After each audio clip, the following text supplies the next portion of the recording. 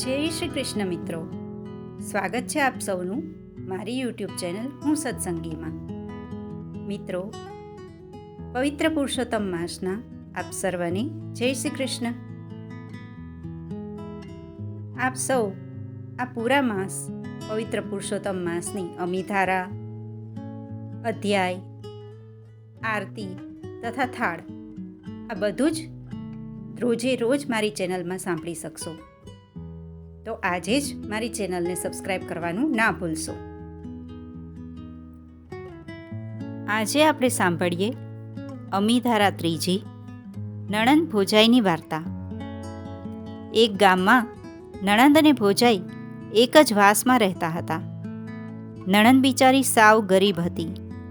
ભોજાઈના ઘરે સુખ સાહેબીનો પાર નહીં.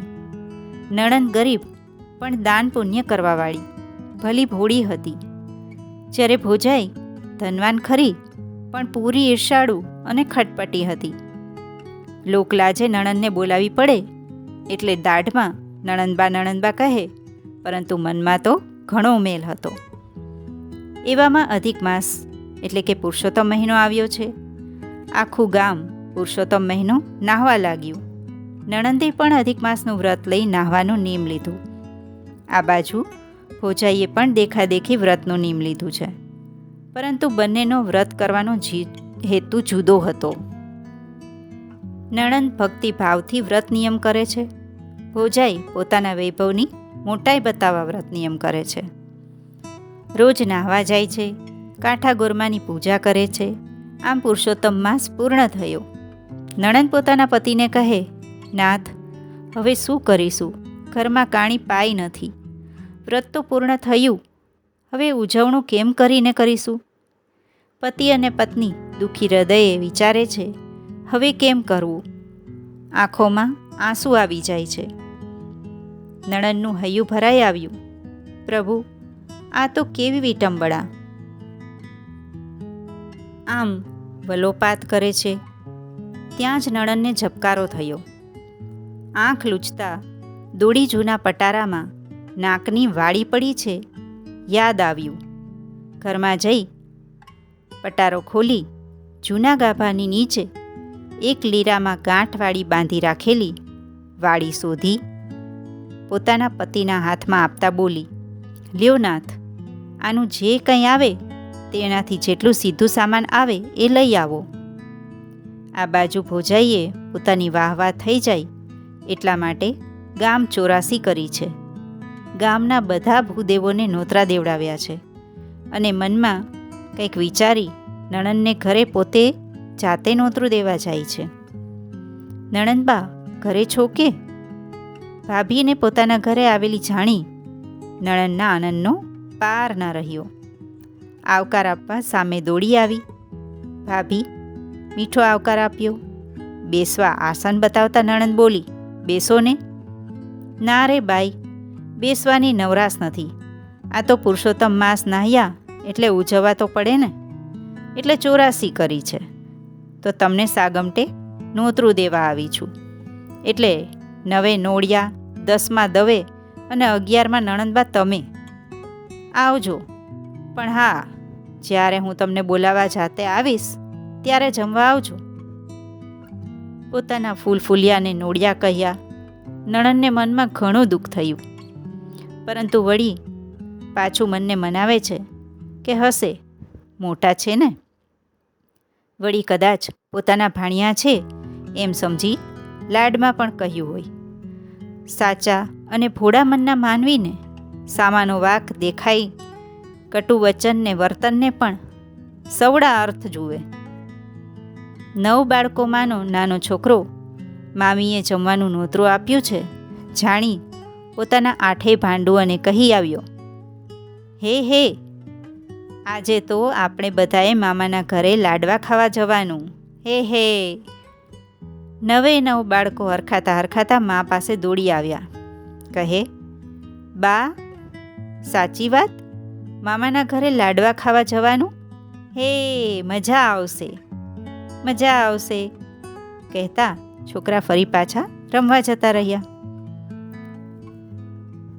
વાલની વાડીનું શું આવે? જેટલું આવ્યું તે લઈ બ્રાહ્મણ ઘરે આવ્યા.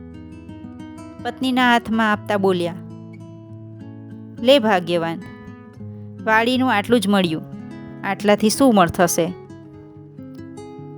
નણંદ કહે, જેટલું મળ્યું તેટલું ખરું. આમ કહી લાવેલા સીધામાંથી નણંદે ઉજવણું કરવા પ્રસાદ બનાવ્યો છે. મજાના 3 લાડવા બન્યા. ભગવાન પુરુષોત્તમ મહારાજને ધરાવ્યા છે. પતિ અને પત્ની ભગવાનને હાથ જોડી નમ્ર ભાવે કહેવા લાગ્યા, પ્રભુ, નિર્ધનનું નજરાણું સ્વીકારો. મારા નાથ કહેતા કહેતા તો બંનેની આંખોમાં આંસુ આવી ગયા. ત્યાં બહાર રમતા છોકરા દોડી આવ્યા, અમને પ્રસાદ આપો, અમને પ્રસાદ આપો, ભૂખ લાગી છે માં, ખૂબ ભૂખ લાગી છે. બ્રાહ્મણીએ ધરાવેલા લાડુમાંથી થોડો થોડો પ્રસાદ બધાને આપ્યો. આટલો પ્રસાદ જોઈ છોકરા રડવા લાગ્યા. આટલા આમથા લાડુથી પેટ નહીં ભરાય, વધારે આપો માં, વધારે આપો. માનું હૃદય કકડી ઉઠ્યું. છોકરાઓને સમજાવે છે, જુઓ, હમણાં મામી આવશે તેડવા, ત્યારે પેટ ભરીને જમજો.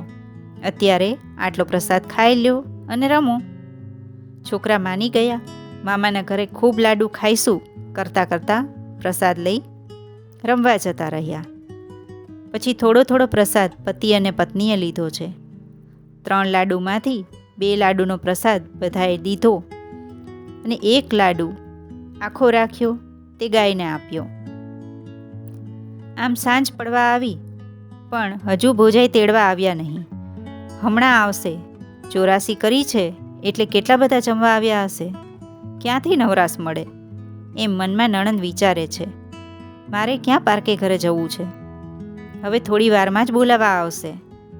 આમ વિચારી ઘરનું આડું અવડું કામ કરવા લાગી. એમ કરતાં કરતાં રાત પડી ગઈ. છોકરા રમીને ઘરે આવ્યા અને કહેવા લાગ્યા, માં, બહુ ભૂખ લાગી છે, આપણે મામાના ઘરે જમવા ક્યારે જવાનું?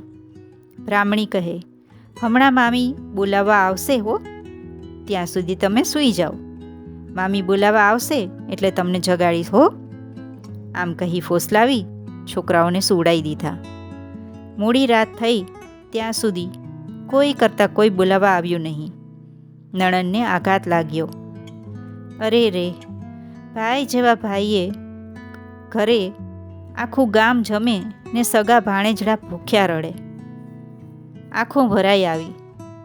પત્નીને રડતી જોઈ બ્રાહ્મણ કહે, આશા છોડી દે ભાગ્યવાન, તારી ભાભીના સ્વભાવને હું સારી રીતે સમજું છું.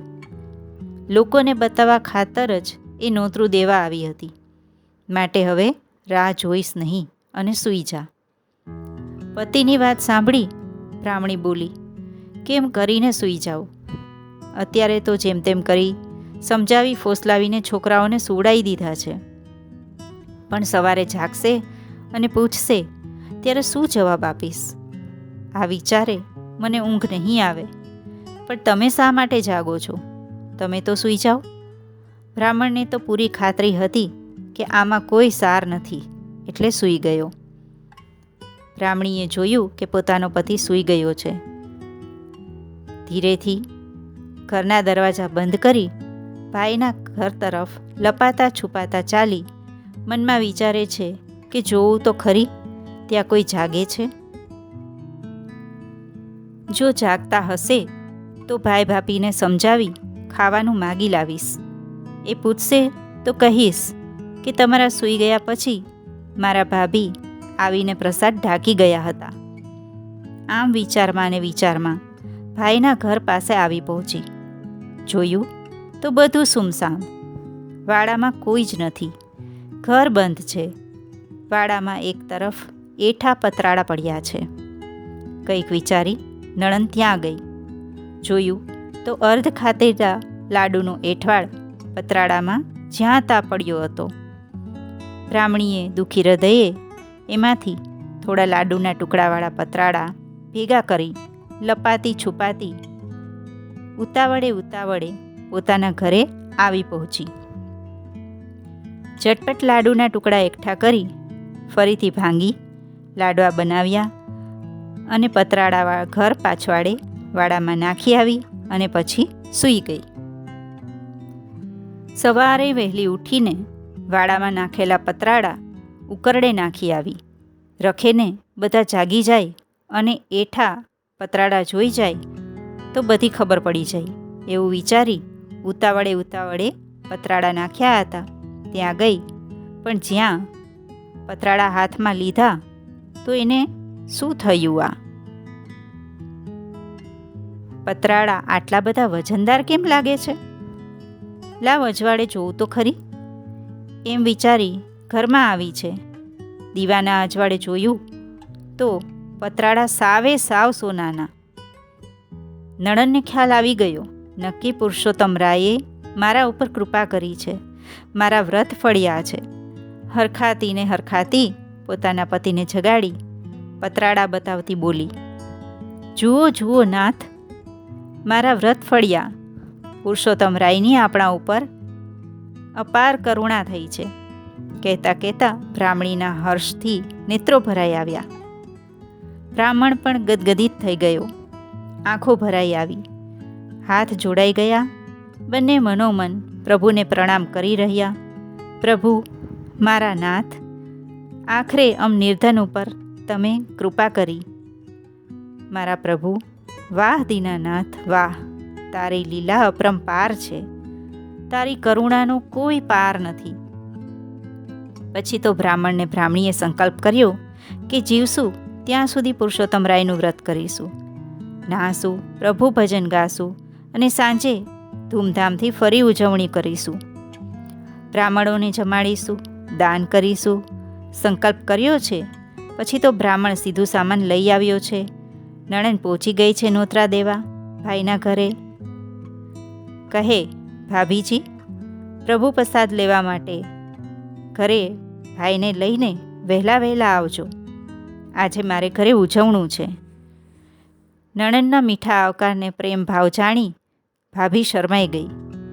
નણંદને ભેટી પડી, નણંદબા, મેં મુઈએ તમને ઘણા દુભવ્યા, મને માફ કરો. અરે રે ભાભી, આમ તે કંઈ થાય? તમે મોટા ને હું નાની, તમે કહેવા લાયક ને હું સાંભળવા લાયક, એમાં શું? આટલી અમથી વાતમાં આમ ઓછું લવાય?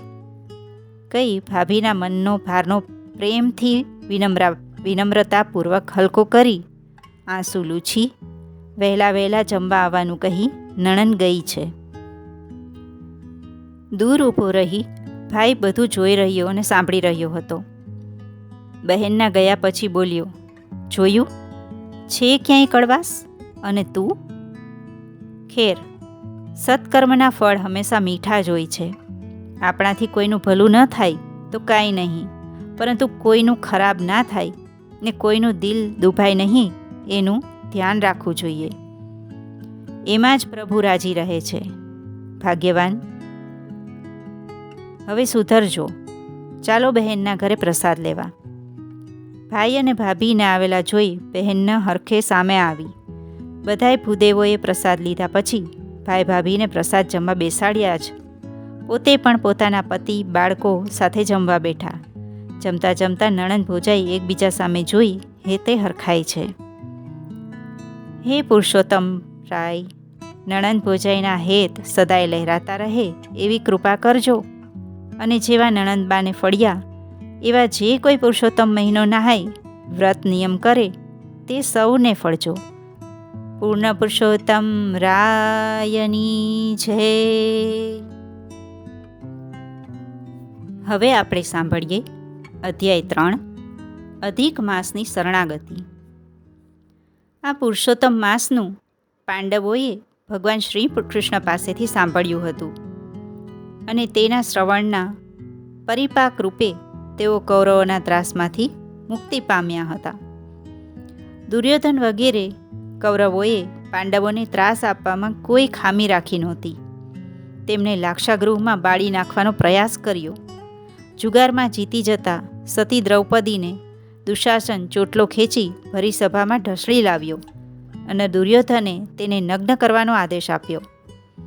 દ્રૌપદીનો આંતરનાદ સાંભળી શ્રી કૃષ્ણે 999 વર્ષો પૂરી તેની લાજ મર્યાદા જાળવી અને જુગારની શરત પ્રમાણે પાંડવો 13 વર્ષના વનવાસમાં ગયા. પાંડવો અને દ્રૌપદી કામ્યક વનમાં રહેતા હતા. ત્યારે ભગવાન શ્રી કૃષ્ણ તેમને ખબર અંતર પૂછવા આવ્યા. શ્રી કૃષ્ણ તેમનું દુઃખ જોઈ ક્રોધથી લાલચોળ થઈ ગયા. અર્જુન આ જોઈને થથરી ઉઠ્યો અને કહ્યું, હે જગતના પાલનહાર ભગવાન, આપનું આ ઉગ્ર સ્વરૂપ સમાવી લો. આપ જે જગતનું પાલન કરો છો એ જ જગતમાં અમે પણ રહીએ છીએ. અમે આપના શરણમાં છીએ, માટે સૌમ્ય થઈ અમારા રક્ષણનો રસ્તો બતાવો અને આપનો ક્રોધ ઠંડો કરી દો. અર્જુનની વિનંતીથી શ્રી કૃષ્ણ શાંત થયા અને સસ્મિત ચહેરે કહ્યું, અર્જુન, હું પોતે કષ્ટ સહન કરી શકું, પણ મારા ભક્તોનું દુઃખ રાઈના દાણા જેટલું હોય તો પણ મને મેરુ પર્વત જેવું લાગે છે. આવા ભક્તો માટે જ તો હું જન્મ લઉં છું. તમારું દુઃખ હવે દૂર થવામાં જ છે. કર્મ પ્રમાણે માનવીને સુખ દુઃખ લાભ હાનિ થાય છે. કર્મના એ બંધનો દૂર કરવા મનુષ્યે તપ, સંયમ, વ્રત, ધર્મથી આત્મા અને શરીરને પાવન કરવું જોઈએ. હવે પછીનો માસ અધિક માસ છે. તેનું વ્રત કરો, તેનાથી તમને તમારું રાજ્ય પાછું મળશે. અર્જુને પૂછ્યું, પ્રભુ, આ અધિક માસ કોણ? એનું વ્રત કરવાથી શું ફળ મળે? ભગવાને કહ્યું, વર્ષ, માસ, દિવસ, પ્રહળ, ઘડી, પળ, વિપળ એ તો કાળના વિભાગો છે. સમુદ્ર, સરિતા, તળાવ, કૂવા, ઝરણા એ જળના વિભાગો છે. આ વિભાગોને વિવિધ દેવો તેના અધિષ્ઠાતા રૂપે છે અને તેમના થકી સુખ મેળવે છે. સંયોગાવસાત એક વધુ માસ ઉત્પન્ન થયો, જેના કોઈ અધિષ્ઠાતા દેવ નહોતા, તેથી તે મળમાસ તરીકે પ્રચલિત થયો. તેમાં સૂર્ય એક રાશિમાં રહેતો હોય, કોઈ સત્કર્મ કરતા નહોતા. આવા તિરસ્કૃત મળમાસ નિરાશ થઈ ગયો. એકવાર તે વૈકુંઠ લોકમાં મારી પાસે આવ્યો અને શરણે પડી કહેવા લાગ્યો, મિત્રો, આજે આપણે સાંભળી અમિધારા 3 અને અધ્યાય 3. જો આપ આવી જ રીતે આવી વાર્તાઓનો લાભ લેવા ઈચ્છતા હોય તો જરૂરથી મારી ચેનલને સબસ્ક્રાઈબ કરી લો. ફરી મળીએ એક નવી વાર્તા સાથે. ત્યાં સુધી જય શ્રી કૃષ્ણ. રાધે રાધે.